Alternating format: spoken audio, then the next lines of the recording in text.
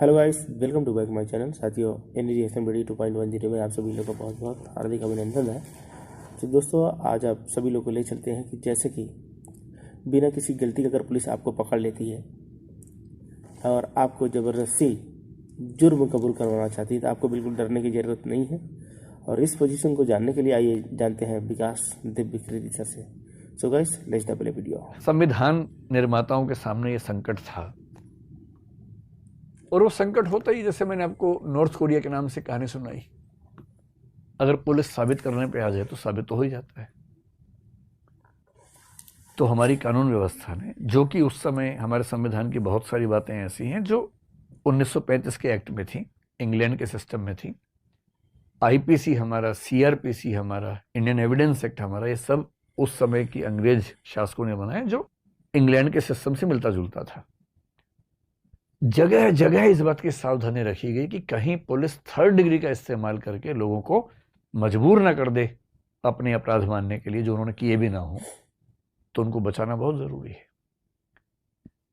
तो हमारे संविधान में, संविधान क्या है? संविधान का मतलब है सबसे महत्वपूर्ण और सबसे बुनियादी कानून जिस पर देश चलता है। बाकी भी कानून है, पर बाकी कानून उसके नीचे है, उसके अनुसार चलते हैं। लेकिन सबसे महत्वपूर्ण जो कानून होता है उसको बोलते हैं संविधान या कॉन्स्टिट्यूशन। हमारे कॉन्स्टिट्यूशन में एक आर्टिकल है 20 और उसका जो तीसरा भाग है 20 क्लॉज 3 जिसको बोलते हैं, उसमें एक वाक्य लिखा हुआ है जिसका हिंदी सरल भाषा में भाव भी है कि अगर कोई व्यक्ति अभियुक्त है, आरोपी है, एक्यूज है, तो उसे स्वयं अपने विरुद्ध गवाही देने के लिए बाध्य नहीं किया जाएगा। Someone accused for any crime shall not be compelled to be a witness against himself.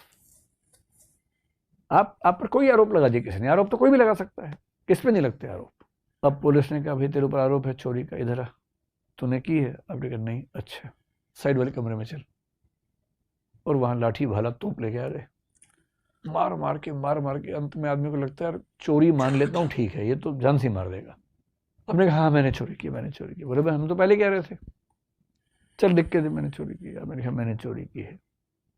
अदालत में देखा है, हाँ जी इसने चोरी की है, वो लिख के दे रहा, बोल भी रहा है, रिकॉर्डिंग में है इसकी पूरे से। जज ने कहा अच्छा तुमने चोरी की है? आप कह रहे हाँ जी मैंने चोरी की है, तो जाओ फिर 1 साल के लिए जेल में। हो गया फैसला, केस बंद, पुलिस इफेक्टिव है, जबरदस्त तरीके से काम चल रहा है। पर ऐसी व्यवस्था तो हम में से कोई नहीं चाहता। तो संविधान ने लिख दिया भाई कि अगर कोई व्यक्ति अभियुक्त है तो उसको अपने विरुद्ध गवाही देने के लिए बाध्य नहीं कर सकते। आप कहेंगे बताओ तुमने किया है? नहीं। वो कहेगा नहीं पता, नहीं बोलूंगा, मैं अपने खिलाफ नहीं बोलूंगा किसी भी हाल में, मेरा कॉन्स्टिट्यूशनल फंडामेंटल राइट है, नहीं बोलूंगा। और ये राइट दुनिया के हर सभ्य देश में है, केवल हमारे देश में नहीं, हर सभ्य देश में। फिर इस बात को और स्पष्ट करने के लिए एक कानून होता है सीआरपीसी, पता नहीं इसका नाम आप जानते हैं, क्रिमिनल प्रोसीजर कोड। एक है IPC, Indian penal code. IPC में लिखा है कौन सा काम अपराध है, कितनी सजा होगी, सब्सटेंटिव लॉ बोलते हैं। सीआरपीसी का मतलब है कि आपराधिक मामलों में अदालत में कार्यवाही कैसे चलेगी। क्रिमिनल प्रोसीजर कोड प्रोसीजर के बारे में है। जब भी गवाही होती है ना, या तो होती है सेक्शन 161 में या होती है सेक्शन 164 में। जब पुलिस गवाही लेती है तो 161 में लेती है, और जज जो गवाही लेता है वो 164 में होता है, जिसको मजिस्ट्रेट बोलते हैं, या एडिशन मजिस्ट्रेट होगा। बहुत इंटरेस्टिंग बात है, पुलिस ने आपसे क्या कहलवा लिया उसकी कोई वैल्यू नहीं है, जीरो वैल्यू है। पुलिस ने आपको बुलाया पुलिस स्टेशन में, कहा मारूंगा कस के, बोल तूने चोरी की है। कुछ डरना नहीं है, बोलेंगे हाँ मैंने चोरी की है, लिख दे तो मैंने चोरी की है। उसकी कोई वैल्यू नहीं है, 1% वैल्यू उसकी नहीं। गवाही की वैल्यू केवल तब है जब वो सेक्शन 164 के तहत हुई हो, और 164 के तहत गवाही जो होती है वो मजिस्ट्रेट के सामने होती है।